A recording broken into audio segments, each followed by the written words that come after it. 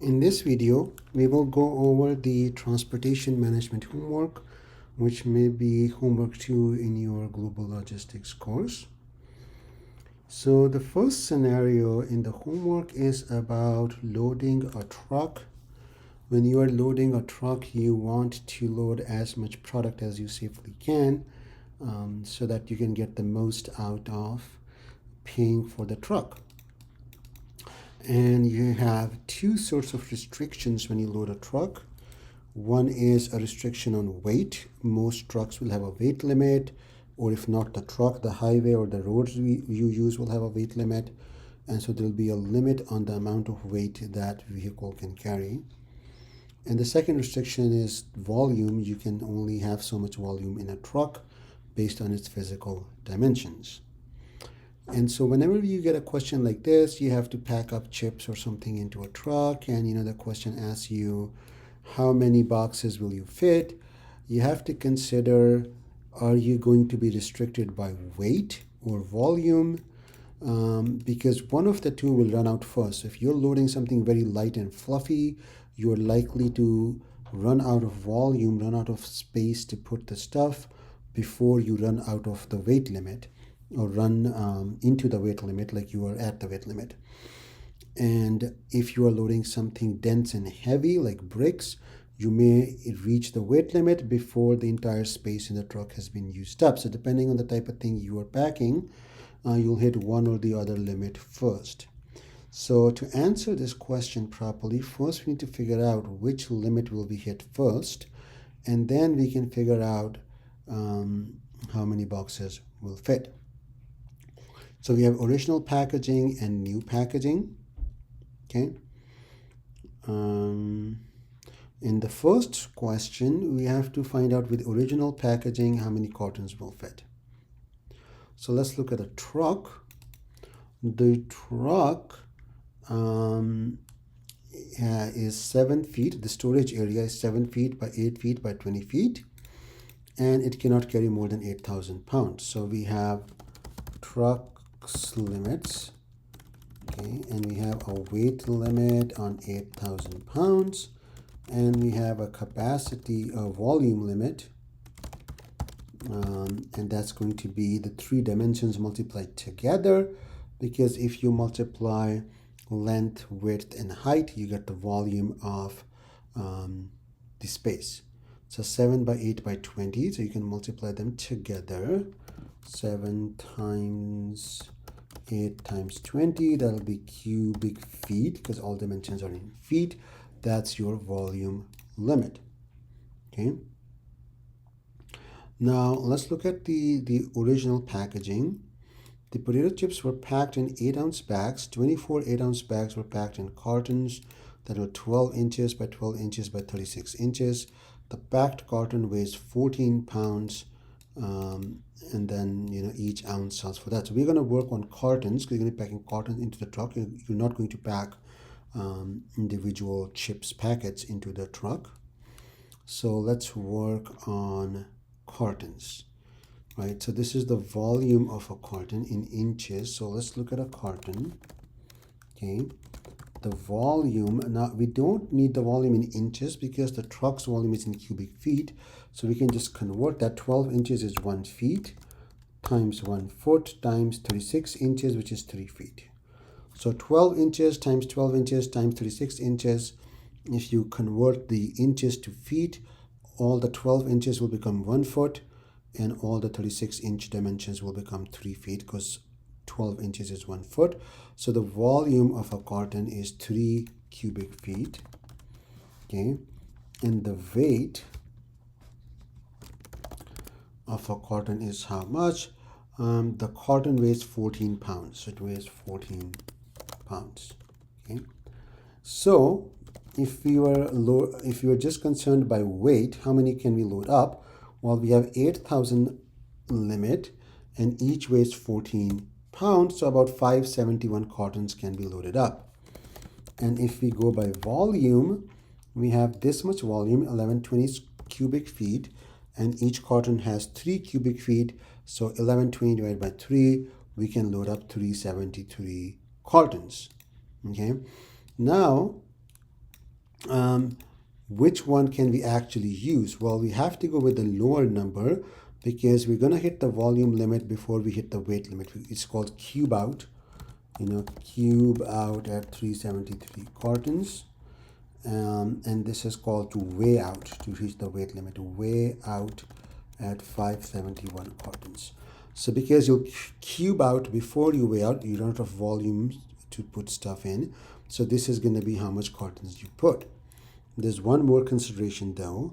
The cartons are 1 foot by 1 foot by 3 foot. And the truck is 7 feet by 8 feet by 20 feet. Okay. Now, if it was 1 foot by 1 foot by 1 foot, just a perfect cube, you could fit an integer number of cartons along any dimension of the truck. You could put 7 along this dimension. You could fit 8 cartons along this dimension. You could put 20 cartons along this dimension, and you could load up a whole number of cartons easily and fill up the space. So if the space is for 373 cartons, you could fill up, that many. But the problem is that our cartons are 3 feet long, and these dimensions are not divisible by feet. If you put 3 feet along this side, you'll get 3 feet, 6 feet, and then you'll be left over with 1 extra foot of space. If you put 3 feet along this side, again, you're left off with extra space. So you can't neatly pack them. So we have to do a little bit more work and now figure out, well, this is the theoretical answer. We can, by just looking at the volume, we can pack in 373. But given the dimensions, there's going to be some wastage because our dimensions are not divisible. These are not multiples of 3 feet. A carton is 3 foot long. There might be some wastage, some space left over, which is too small to fit a carton in, because it's not liquid that you can just change the shape. The carton has a fixed shape. And so you're going to have to draw a layout of the truck and then draw a picture basically and see how many cartons you can fit. So I have done that already. Okay, and I want to show you that you actually cannot fit 373 cartons because of space wastage, because of the dimensions. And let me show you this picture. Okay, so this dimension is 8 feet. That's why you can put 1, 2, 3, 4, 5, 6, 7, 8 cartons this way, because we're putting the cartons, their narrow side along this dimension, which is 1 foot. Okay, and the long side of the carton is aligned towards the long dimension of the truck, which is 20 feet. So this outer box, you can't see this dimension, but imagine there's a line going here, and this box right here, all the way to here and up, and this is the truck. Okay, so this is the side. Imagine you're standing on the side of the truck. So this is one side of the truck, and into the screen the depth is going to be 7 feet. Okay, so whatever cartons you can put here, you can have another layer behind it, another layer behind it. You can have 7 layers behind it. So these 1 to 8 cartons, you can multiply 8 by 7. There's 56 cartons along that slice of the truck. Okay, so if you put cartons like this, we can see we can put 48 cartons, and then you can do 48 which are 7 deep, right? Which are 7 deep. So we have 1 to 48, and then you have this space left over. So how much is this space? Because this dimension was 20 feet, and you put 1, 2, 3, 4, 5, 6 cartons along this dimension, that uses 18 feet. You have 2 feet left over here. So this space is 8 feet by 2 feet by 7 feet. This is a 3-dimensional space left at the end. So we can also put 2 cartons like this, just make them stand a little bit vertically. These cartons 49, 50, 50, and 52 can also be 7 deep. So the cartons in color white and the cartons in color yellow can all go 7 deep, because you're looking from the side of the truck and there's a dimension into the screen. Okay, and so we can multiply 52 cartons by 7 to get the cartons in the white and the yellow space.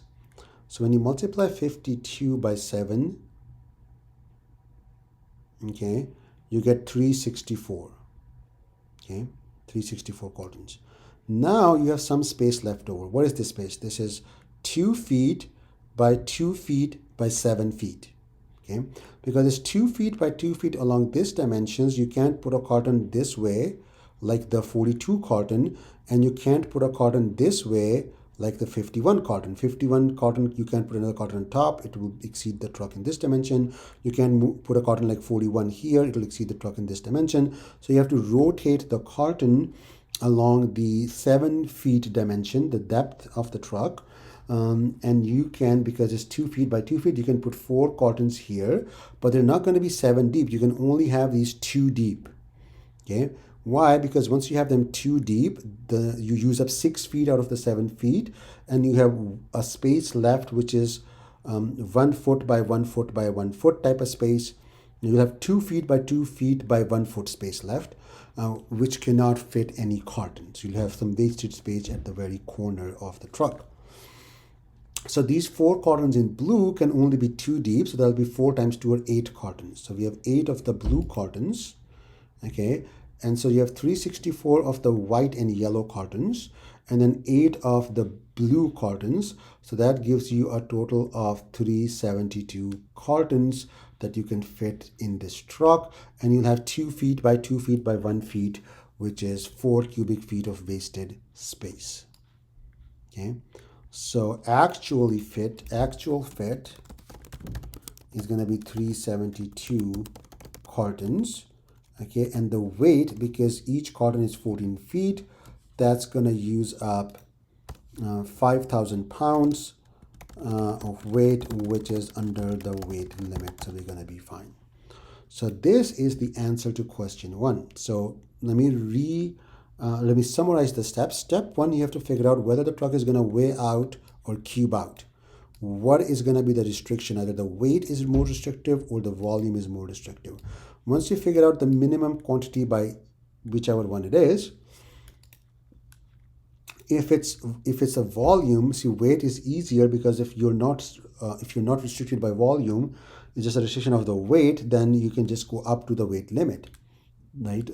But if it's a volume restriction, then you have to make sure that the layout of the truck, because this is not a liquid, the layout of the truck is sufficient that you can put in all these cartons. We realized here that we cannot put in 373.3 cartons, because however you lay out the cartons, you'll have 2 feet by 2 feet by 1 foot, or 4 cubic feet of wasted space in the truck. And so the actual space you can use is 1160 cubic feet, right? And so you will end up with 372 cartons that can actually fit in the truck because of that wasted space, because the carton has a certain dimension and the truck has a certain dimension. So just packing it in. Okay. So question 1 is 372. Okay, and then question number 2 is, what is the value based on retail price for the chips that fit in? So we know that each packet is 59 cents, and in the old packing, 24 of these packets can be packed into a carton. So this many cartons, the retail value is going to be this many carton times 24 chips packets in a carton times 59 cents per packet. That's going to be $5,267.52 is the value, the retail value of what you can fit into the truck. Okay, so that'll be question 2. So with the new packaging, how many cartons can fit? So let's see the new packaging. The new packaging is, well, one nice thing is that the carton is now smaller. It's 12 inches by 12 inches by 12 inches, because we have reduced the packing size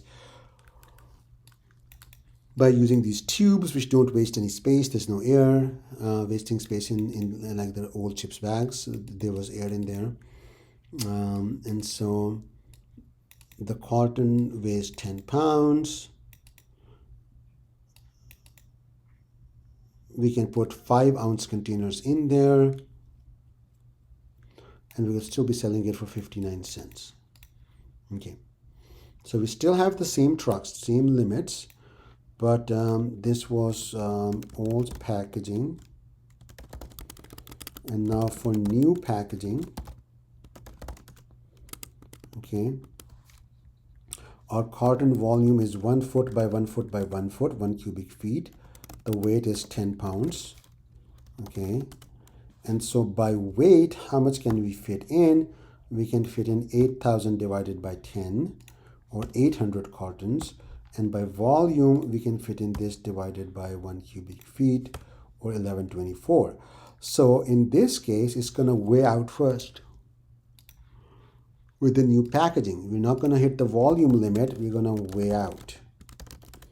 So how many cartons can we load? Is going to be 800, because and we don't have to worry about wasted space, because in terms of volume, you can still load another 320 cartons. So you have lots of extra volume still left, but you're not going to load that because you're at the weight limit. So you can put in 800 cartons, and then you still have a lot of space left, but then that's it, you'll stop, because you have hit the weight limit of 8,000 pounds. And you can see, because each side is 1 foot by 1 foot by 1 foot, you can just go, you can see how to pack up the 800 cartons. You'll have 8 times 7 in one layer, 56, and then you'll have, about 20, less than 20 of those layers. So you'll have like lots of space wasted at the end here, but you'll be at the weight limit, right? Now so we can load up 800 cartons into the new packaging. Because we have extra space, we don't have to worry about how exactly to package them. Also, the packaging is easy because the dimensions of the carton, the dimensions of the truck are integral multiples of the dimensions of the the carton. So we can stack up cartons end to end between the walls of the truck. There's no wasted space. So packing is not going to be an issue with wasted space. We can fit this many. We can fit this many 1120, but we'll stop at 800 because we'll be at the weight limit. Okay. What is the retail value? So if you have 800 of them, each carton has in the new packaging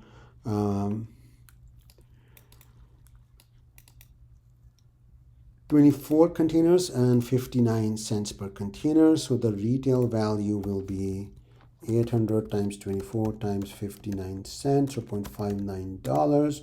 That's $11,000. So notice we were first getting product in a truck worth about $5,267, and now we are getting product worth twice as much. So the transportation cost as a percentage of the item cost is going to reduce a lot by going to this new packaging. So one lesson we can learn from this problem is that packaging can make a significant difference in the cost effectiveness of transportation. Okay, so 11328.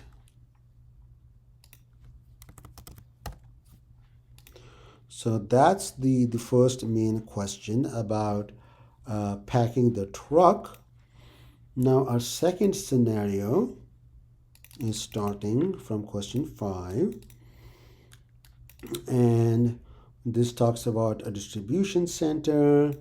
They need to regularly move product from a supplier in Brazil to Utah. And to make the transportation easier to manage, you're going to use containers for shipping, so intermodal transportation can be done. Okay, and then you have these different ports you can use, and so on and so forth. So lots of information about ports and charges and how many days it takes. So in this case, you're going to put all this information into a diagram. Okay. So, in the lecture, kind of show you how to make a diagram where you start here. Okay, this could be your supplier in Brazil, and then there are multiple port choices where you can send the containers. You go there, right? And then from those ports, you have to go to a port in the US, whichever port you pick, right? And then from the port in the US, you may have to go to your facility. So you can make a network diagram like that.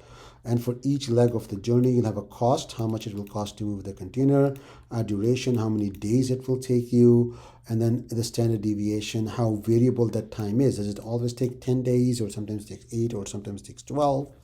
And so you have all of that information. So you just have to draw this diagram, nothing, and read that information. So I've already done it in Excel. So let me show you the diagram. Okay, so ignore this for now, this table. Let's move it down a little bit. Okay, so this is the diagram I came up with from reading the problem. And I'll show you a few steps so you can see how to draw this diagram. So our supplier is in Brazil, and the mini case type of things tells you that you can go to the Santos port in 3 days or the Paranagua port in 2 days. So you go to Santos port, it takes 3 days, 3 days right here, or the Paranagua port, it takes 2 days. The cost to ship to each port, 250 and 200. So 250 and 200. All of these costs will be paid by Acme because the supplier is just paying for, the supplier is just charging us a payment to have the product ready at their door, and then from their door to the port all the way we are paying the transportation cost. Okay, the port's charge per container, so this port is going to charge $30 to process the container.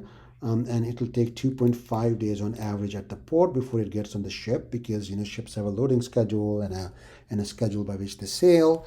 So you can't just say, oh, my container arrived, it's going to go direct to the ship right away and the ship is going to sail right away. No, things work by schedule, and there's queues and so forth. So on average we expect a container to spend 2.5 days before it gets on the ship, with a standard deviation of 1 day. This 3 days was reliable. There's no variability from supplier to Santos port. Always takes 3 days, so 0 standard deviation.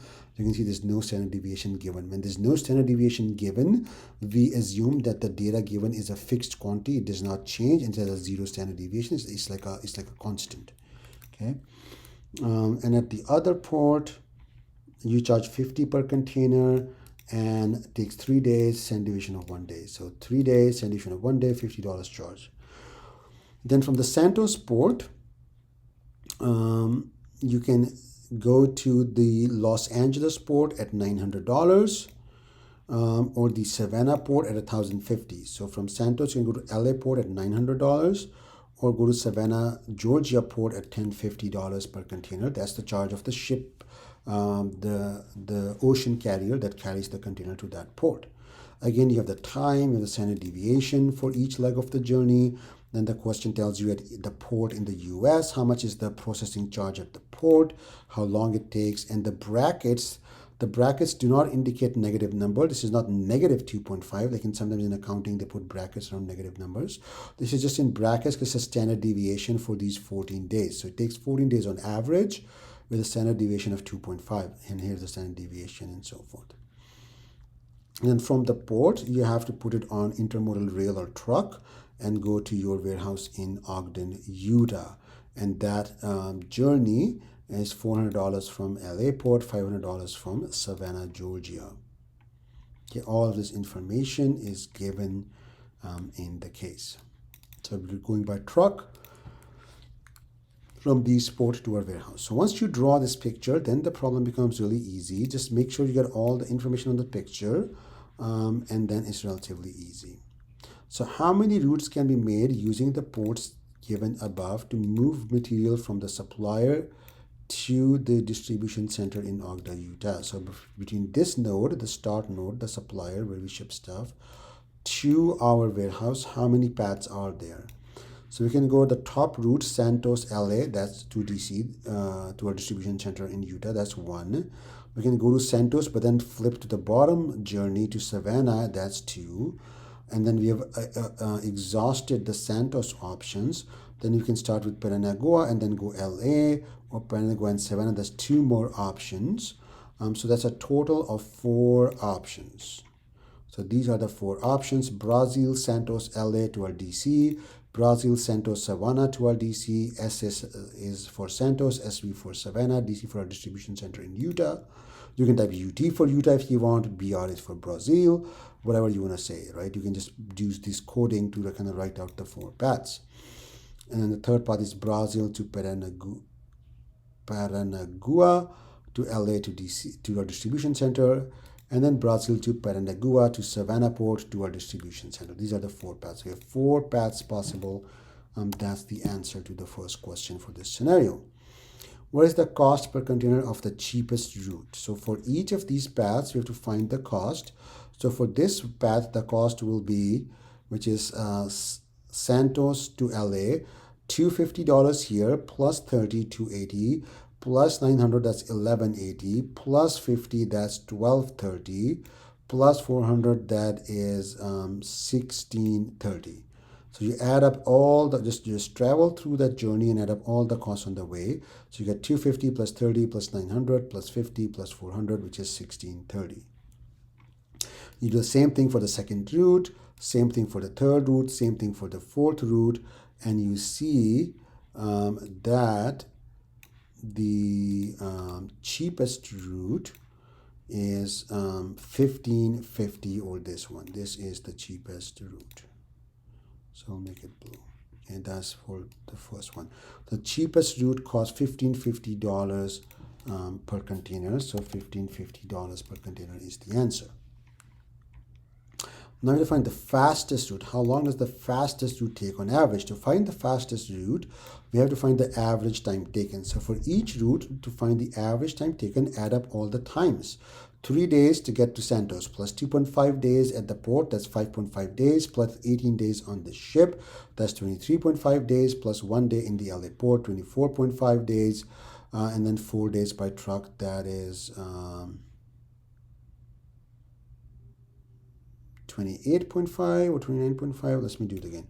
3 plus 2.5 is 5.5, plus 18 is 23.5, plus 1 is 24.5, and plus 4 is 28.5. Oh, I forgot some days. It takes 2 days at the LA port, so I forgot to add those 2 days here. So 23.5 plus 2, that's 25.5, plus 4, 29.5. So I forgot to add the 2 days at the LA port. So do not make that mistake. Remember to add the days on the journey when it's moving, and also add the days it's at the port being processed. So add all of those days, and you will get the total days taken on average. So on average, the first route takes 29.5 days. Second route takes 26.5 days, 28 and 28 days. So the fastest route is the one which takes the least amount of days, which is 26.5, right? So this is the fastest route, okay?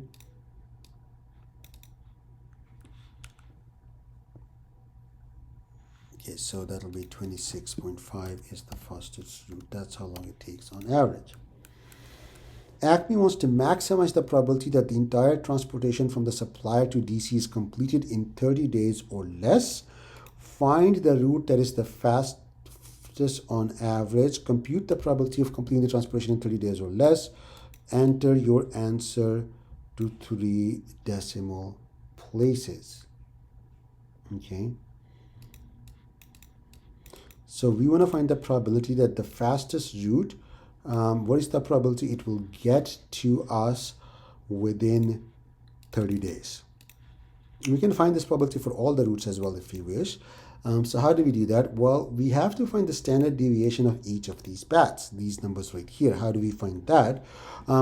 Till now, we've been adding the cost, that's fine. We've been adding the time taken, that's fine. But we cannot add these standard deviations along the path to get the standard deviation of the total time. This has to do with how probabilities work. If you add the standard deviations, you're not going to get something that represents the actual standard deviation. In the lecture, I talked about a simplifying assumption we make.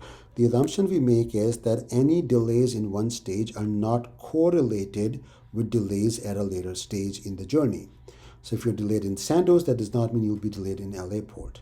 That can sometimes be unreasonable, because if you are delayed, you may face more delays unless the other ports try to expedite you. And so sometimes delays can be correlated, in which case you can use more complex math or simulations to find out the standard deviation of the whole journey. If the simplifying assumption that delays along the journey are not correlated, then all you need to do is square the standard deviations, all of them, to find the variances and add up the variances to get the total variance. Then when you have the total variance, take the square root. So we'll do this. For the first path, we'll do 0 squared Okay, that's just 0, the standard deviation of the first leg, plus 1 squared.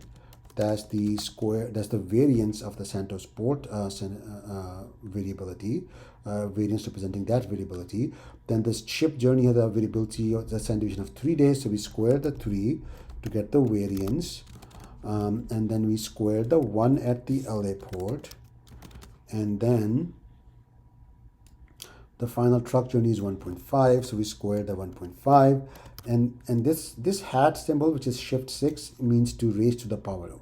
So 1.5 raised to the power 2 is 1.5 squared in Excel. So we have calculated all the variances by squaring the standard deviation and added them up. This is the total variance for path 1. And then we take a square root of that to find the standard deviation of path 1, which is 3.64. Get right here. Similar thing we can do to find the standard deviation of all the paths. Finds the total variance, square root it, and you will get the standard deviation of the total path. Now, what you have is, let's say for path 1, you have an average, which is 29.5 days, and you have a standard deviation, which is 3.64. So this is a normal distribution, okay, with an average value of 29.5 and a standard deviation sigma of 3.64.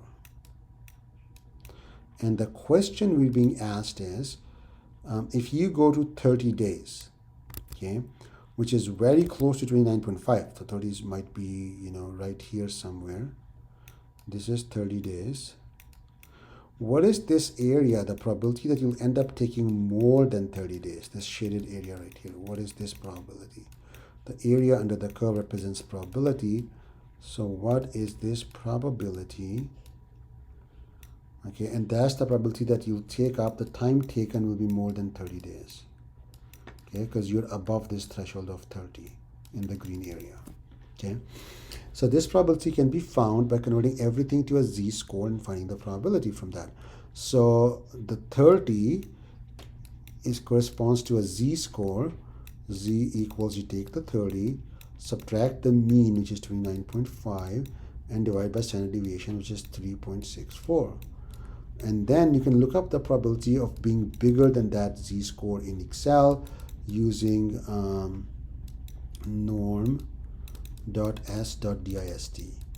If you don't want to convert to z-score first, you can just use norm.dist, which will take in the 30 and take in the mean and the standard deviation from you and compute the z-score itself. So these functions can be used to compute this probability. So we go here, we type norm.dist, okay? Then we give it the value 30, which is the threshold. The question specifies the threshold, right? The question says we have to be done in 30 days. And then, right, so the question actually wants the probability of being done in 30 days. What I drew here is the probability of exceeding 30 days. That's not what the question wants. The question wants this area here, the blue area, which is the probability of being within 30 days. Probability that time taken is within 30 days. Okay. And that's it. If sometimes there's a penalty for being above a certain value, so sometimes the question will say, well, what if you are above 30 days, because then you get a penalty? What is that probability? So you maybe have to find a probability above a threshold like 30, be that the probability time taken is more than 30, or probability time taken is less than 30. In both cases, first step is to do norm.dist with a threshold of 30, whatever the threshold is, 30, 45, whatever the threshold the question gives, then the mean value, then the standard deviation, then true. This always, norm.dist always gives you the probability of being less than the threshold, so it's less than 30, and then the probability that you exceed 30 days, you're more than 30, okay, is just simply 1 minus the probability of being less than 30. So for the first path, there's a 55% chance, a probability of 0.55, that your stuff will arrive within 30 days. And there's a 45% chance, or 44.5% chance, that your stuff will take longer than 30 days to arrive. We can do the same thing for all of them, and we can see that the fastest path does maximize our chances to get there within 30 days. With the fastest path, the probability of getting within 30 days is 86.6% or 0.868. And that is what the question is asking you. For the fastest path, what is the probability? 3 decimal places. We put 0.866 as our answer. Okay, that is the probability. If you take the fastest route, that our container will arrive within 30 days. And similarly, you can do 1 minus that to get the probability of exceeding 30 days.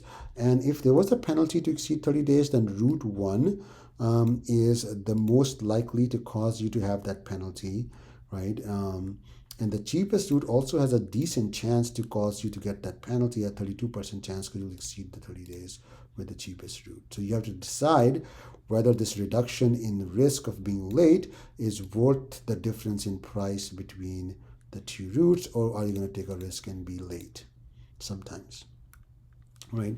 And so that's how we can pick a route based on the cost, based on the time, based on probability of arriving within a certain threshold of time. Okay, so that's it for this homework. If you have any questions, feel free